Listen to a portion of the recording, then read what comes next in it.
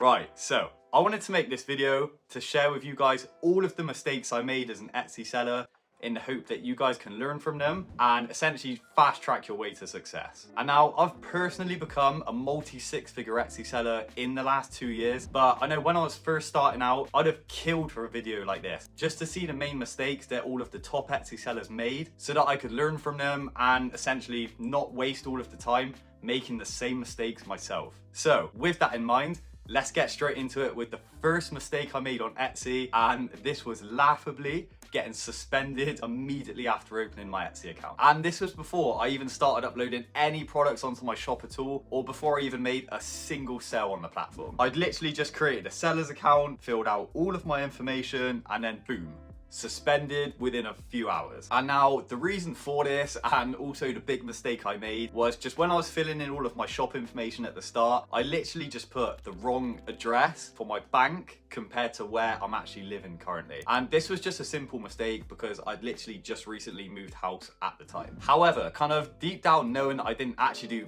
anything wrong at all, I then just filed an appeal. And then after that, I waited for around 2 weeks, I'd say, for them to review the appeal. And then all of a sudden, like magic, they sent me a kind email saying that there was a mistake and they reinstated my Etsy account immediately. But of course, like at the very start of my Etsy journey, this was still like very stressful. My account, essentially I didn't have an account for 2 weeks, so it wasted time. But anyway, that's why we learn from the mistakes. But moving on to the next mistake now, and this was sadly getting a payment reserve put onto my Etsy payment account. So as you'll know from some of my previous videos on the channel, I actually started off on Etsy selling other people's products in the dropshipping model. So what this meant was that I was always really hesitant to put the order's tracking details into the order details that goes to the customer, because I really didn't want them to know where the product was coming from. And I think if anybody else is dropshipping, this is probably something that you'd like really resonate with as well. But with that, of course, sadly, because there's no legitimate tracking on orders, Etsy then just place a payment reserve on your account. And the payment reserve that was put on my account was a 75% hold, which means that essentially of every single sale I made, Etsy reserved 75% of the money from that order for a period of 90 days. So of course, dropshipping for the first few months, this meant that I was massively out of pocket because essentially I still had to buy the stock, right? I still had to pay for the products to be shipped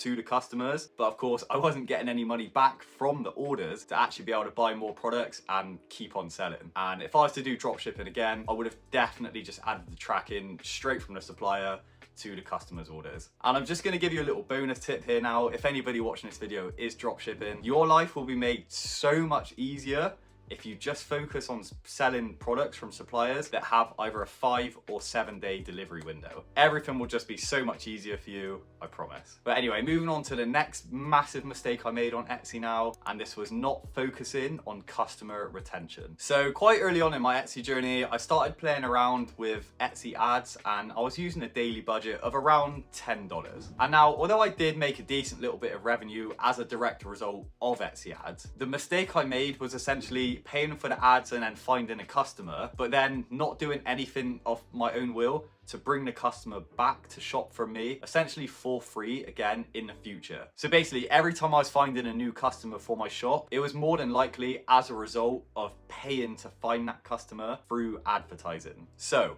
what's the best way to get customers to return back to you completely for free? Well, it's of course 100% gonna be through email marketing. Like, this is something that everybody says and it's said for a reason. And now there's two main statistics that I want to show you here. So firstly, this is the revenue that is generated as a direct result of email marketing, which as you can see is just growing massively year on year at a pretty rapid rate. And then secondly, it's the fact that 50% of people buy from marketing emails at least once per month, which when I read this stat, I thought was just absolutely crazy. And now there's literally loads of integrations that you can use for direct email marketing into your Etsy store. But of course, the one that I'm gonna recommend to you guys, because I use them myself for keyword research, shop research, product tag research, all of my research pretty much, and I'm gonna recommend Everbee to you. And now, even if you've had zero experience with email marketing at all, like you've done none of it in the past, I'm gonna show you just how easy it is now with a new account that I literally just opened up. So you can literally go from Everbee account straight into the email section, and then here you're gonna be presented with a bunch of the most important pre-made email campaigns that are literally just here ready for you. So you literally don't have to do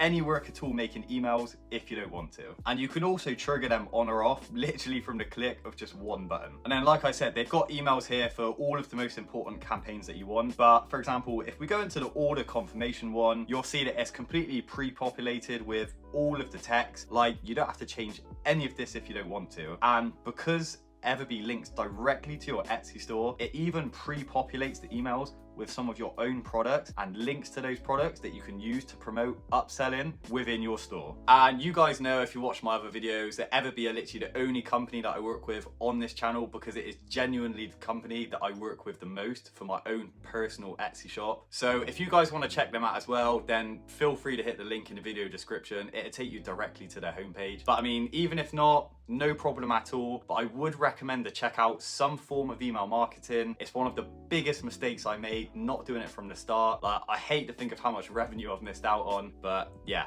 just one to consider for you guys. All right, so the next mistake I made now, again, super honest with you, and this is getting policy strikes. So of course, this is a no-brainer. I started out dropshipping on Etsy, which is in violation of the Etsy handmade policy. And now I want to show you some examples here of the products in the early days that made me a ton of money, but were ultimately removed from Etsy for these policy violations. And you know what? Etsy were completely in their right to remove all of these listings. They set these policies out for a reason. No bad feelings towards Etsy at all, and it was a lesson that I'm glad I learned early on. But the reason this hit me so hard and why it was such a bad mistake to make was because just one day I literally woke up and I lost all of my bestseller Etsy listings. So with that, all of the clicks that they were bringing into my shop, of course, massively hurt my Etsy search ranking and damaged a lot of my shop trust with Etsy. And this is not to mention the mental effect that it had on me, from going from earning really good revenues with products to all of a sudden straight back down to zero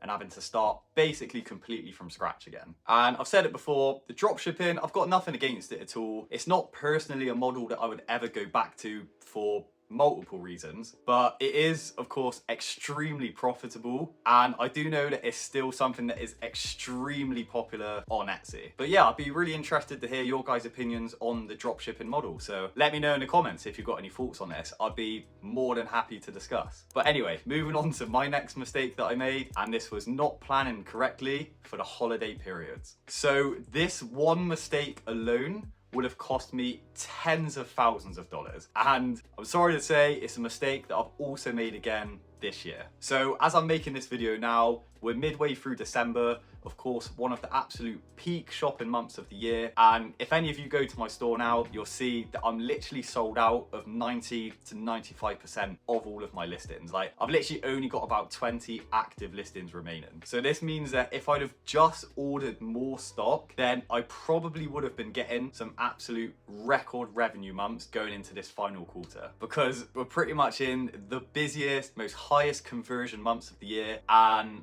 I've pretty much got nothing left to sell on my store until I restock in January. And just as a general rule for anybody else watching that sells physical items, I'd say when you're planning, you can always probably expect to make 75% of your sales in the last 25% of the year. So in Q4. It's just the way it goes. We all make mistakes, and next year I'm definitely gonna learn from this mistake. But anyway, next mistake I made now, and this was not spending enough time focusing on product quality and shipping times. So again, because I started off dropshipping, a lot of the products I sold was of course going directly from supplier straight to customer. So I never got to get my hands on them first and really try out the product quality. And then of course, because there were some products which maybe wasn't up to standard, I was then getting bad reviews, returns, unhappy customers, and it just wasn't the best business model looking back at it now. And if I'm just being totally honest with you guys, it really didn't make me feel that good, because the products and the shipping times, and also a big one for me was the packaging, like none of it was really up to the standard that I would want as my own brand. And it wasn't something that I was selling that I was actually looking at and I was like,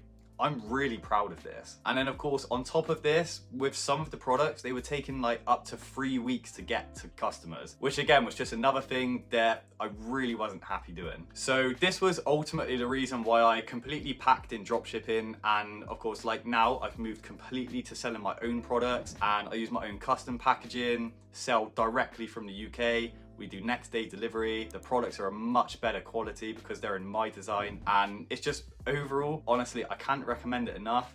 When you start putting the time in to build your own brand and you do things the way that you actually expect them to be done and be proud of, like, it's the best feeling ever. 100% recommend it if you ever consider it. But yeah, moving on to the next mistake now. I made this mistake very early on, and this was setting my expectations just way too high. So I would say that 99.9% of us are opening up an Etsy shop in the hope to earn some extra cash, right? Which of course is absolutely fine, but the mistake that I made personally was just expecting to be making hundreds of dollars a day, like pretty much within the first weeks of me starting my Etsy shop. And then inevitably, when that didn't happen, I then of course just started getting really disheartened. And to be honest, there was points where I didn't even really want to carry on with the shop at all. But actually, you know what? In reality, most Etsy shops don't really make any sales at all, especially in the first 3 months. And especially if they've got like less than 50 listings up. Like, it's very, very hard that early on to start making really big revenues. All in all, setting your expectations way too high is probably the quickest way to end up demotivating yourself, which inevitably just ends up in you giving up. So this is what I'd always say now: give yourself the first 3 months just to learn the platform, learn what works, learn what doesn't work, make your mistakes, and then after you've got 50 plus listings, after you've been trading for 3 months, then you can start looking at stats. And then even if you're still really worried that you're not making the sales that you would expect or that you want, to be honest, there might actually be some clear reasons for this. So this is what I'd recommend. Maybe check out this video. I think it might help you a lot. But otherwise, I just want to say thanks so much for watching this video. Of course, remember, Everbee's linked in the video description. Again, I just can't thank you enough for watching, and I'll see you on the next one. Cheers, guys.